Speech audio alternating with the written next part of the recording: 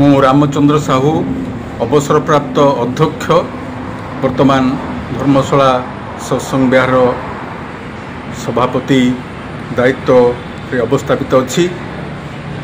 आपटे उत्कल दिवस आज पालन करा तार अनुभूति आप आज समग्र उत्कल भूखंड 4.5 कोटी ओडियार जनमानस गोटे नुआ स्पंदन नुआ जागरण नुआ उत्साह तार कारण होची आज आम समस्तंकर अति प्रिय अति स्मरणीय पवित्र उत्कल दिवस। यही दिवस 1936 मसीहा एप्रिल 1 रे जेतेबेले ओडिशा जन्मग्रहण लाभ कला से दिन ठारू आज पर्यंत आमे समस्ते आनंद उल्लासर सहित ये उत्कल दिवस पालन करुछे। यही जे मसीहा 1936 एप्रिल 1 एटा केवल गोटे मसीहा एवं तारीख नुहे, एटा होची आम पाई समस्तंग पाई गोटे अस्मितार वर्ष, गोटे स्वाभिमान वर्ष, गोटे आनंद उल्लासर वर्ष।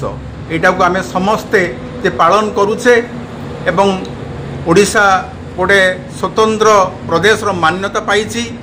ए मान्यता पाइबा पछरे बहु लुह लहू भरा कहानी, बहु प्रथित दशा कवि साहित्यिक लेखक तथा उत्कल गौरव मधुसूदन दास, उत्कलमणि गोपबंधु दास, कर्मवीर गौरशंकर दास, आपण पारलार महाराजा कृष्णचंद्र गजपति, श्रीरामचंद्र भंजदेव, बहु व्यास कवि फकीर मोहन, राधानाथ राय लिखनी बहु भाव ए ओडिया प्राणरे एक नूतन प्रेरणा नूतन उन्मादना सृष्टि करिथिला।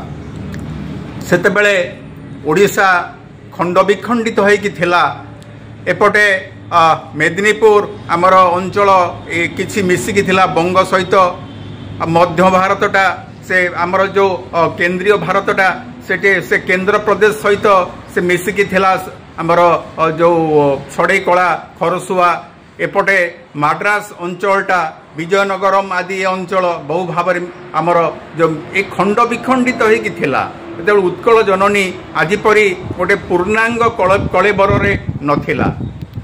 सेई खंडित उत्कल भूखंड को एक पूर्णांग रूप दबा पाई से जो मानकर त्याग तितिक्षा प्रेरणा प्रोत्साहन रे ओडिशा आज नुआ भाव प्रथम भाषा भित्तिक प्रदेश मान्यता पाइछि। सेटा आम समस्त गोटे अत्यंत आनंद उल्लास एवं प्रेरणार वर्ष एवं आमे सबु वर्ष अति आनंदर सहित ताकू पालन करुचे। सेई पालन खाली करुचे तो गतानुगतिक भाव में पालन करदेले भूली गले, किंतु आम पिलामानकु आमे पाठ पढ़ुचे इंग्राजी मीडियम स्कूल ले। एबे आम दस्तखत आमे करुचे इंग्राजी रे।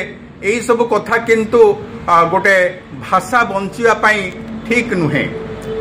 सेदिन से प्रथित दशा जो कवि कहिथिले, उच्च हबाकू जदि कर आशा उच्च तेबे कर निज मातृभाषा।